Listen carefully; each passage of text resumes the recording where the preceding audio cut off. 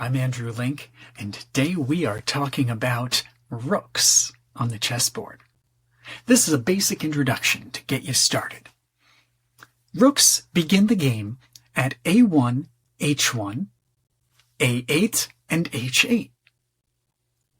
Now, these powerful pieces are not actually able to move at the beginning of the game because they are blocked in by their own defending pawn.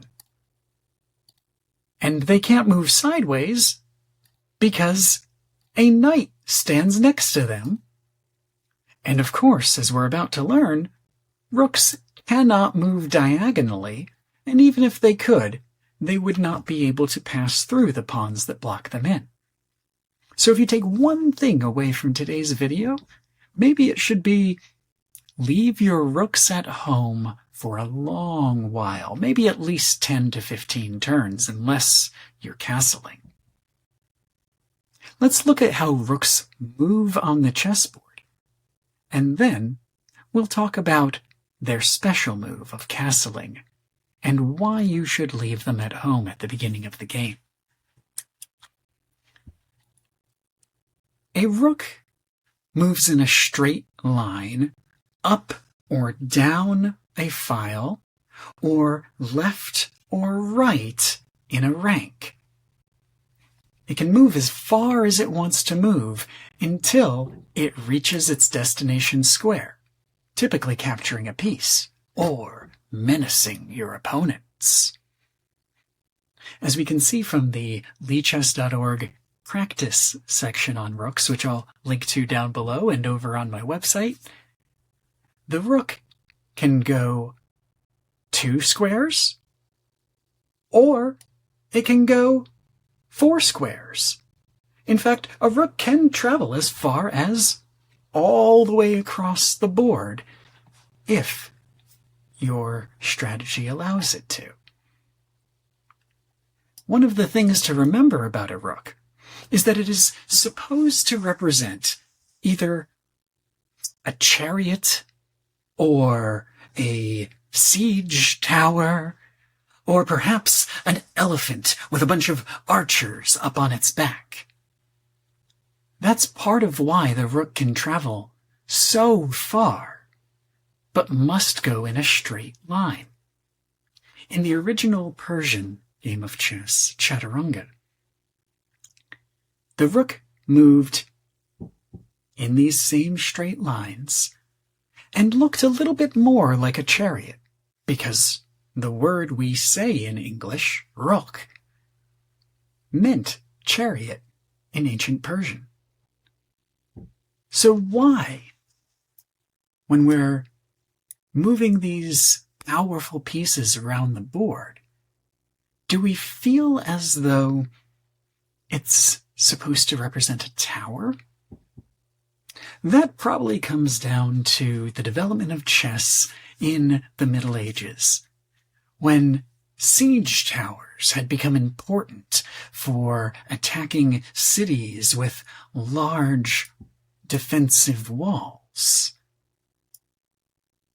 And as you are taking your moves here on the chessboard, you will likely find times when you wish that your rook could execute a strong turn like a chariot could. That's part of why the design of the rook changed over the years, because in some countries, players began to note that a chariot should be able to turn, but a rook can only go in a straight line until it stops and then turn into another straight line. The idea of the rook representing a chariot or an elephant with archers on its back faded from popularity in European chess circles until the design seemed to take on more of the aspects of a siege tower. the sort of mobile tower that you might have seen in, say, the siege of the White City in Lord of the Rings, as the orcs bring towers and roll them up to the walls of Gondor. And sadly, here on the chessboard, we don't have the ability to fill our rooks with additional pieces that will spill out of their siege tower when they reach the walls. But they are still powerful endgame pieces that can crush through your opponent's defenses and, perhaps more importantly, absolutely lock in a king, preventing him from moving left or right, up or down an entire rank or file. In fact, if you have two rooks working together, those two rooks will often link up. You'll put them in the same rank or file, creating a defensive position where if your opponent captures one of the rooks, the other is ready to step in and attack. Some more advanced tactics, such as a battery, take advantage of this. Leaving this last Lichess puzzle for you to solve, let's take a look again at how rooks move on the board when all of these other pieces are standing in their way. Two suggestions for you. The first is do not try to move your rooks out too early, perhaps especially not by pushing your A and H pawns to make space for the rook to step out behind them.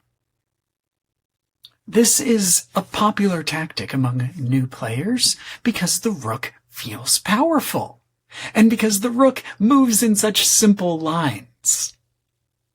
But it's important to remember that if you bring your rook out too early, two things can occur. The first is that once your rook has moved out of its initial starting place and is sitting on, say, A6, A3, H6, H3, it's very easy for your opponent to move a central pawn and gain a threat on your rook. And if you do not immediately move your rook, on their next turn, your opponent will almost certainly capture using their bishop. And while you could get revenge with your pawn or your knight or possibly even your bishop, you would down a rook in the early phases of the game and not have developed your more flexible, less valuable middle and early game pieces. So if you take one piece of advice from today, save your rooks for later. There is one excellent use of a rook, which is good to use early game, and that is castling. Let's say that we're playing a nice, safe, slow opening, and we end up, whether as black or white, with the space between our king and our rook empty. This allows us to perform a special move called castling. You see, if your king is not in danger, there is nothing between the king and the rook, and it is safe for the king to step into those squares. Then the king can get an extra boost of energy. The king can double move 2 steps towards the rook, and the rook will immediately jump over the king to land in a defensive position. This can be very helpful for keeping your king safe in the early to middle game. And it provides you the opportunity to step your rook just a little bit over into the beginnings of an open file.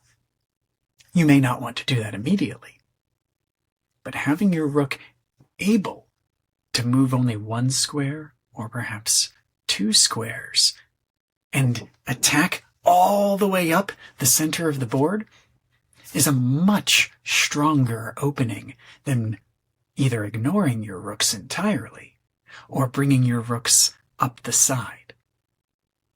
Now, it is also possible to castle on the queen's side.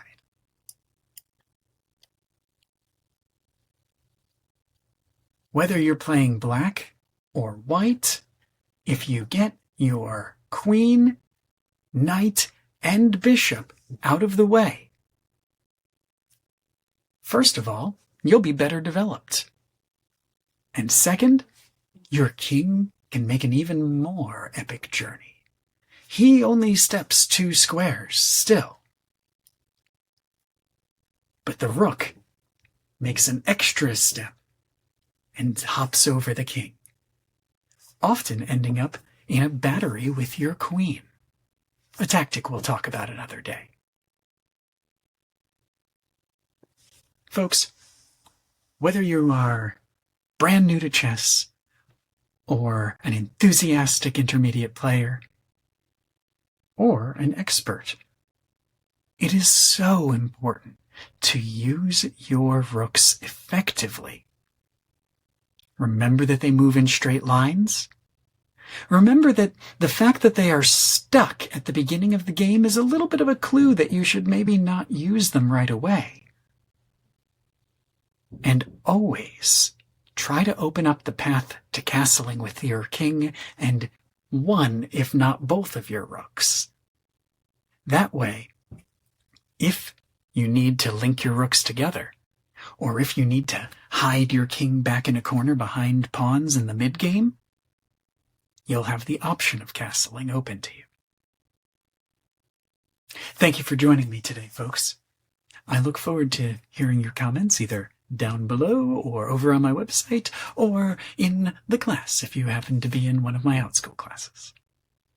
And I look forward to playing chess against you and seeing if you keep your rook at home or move it out a little bit too soon.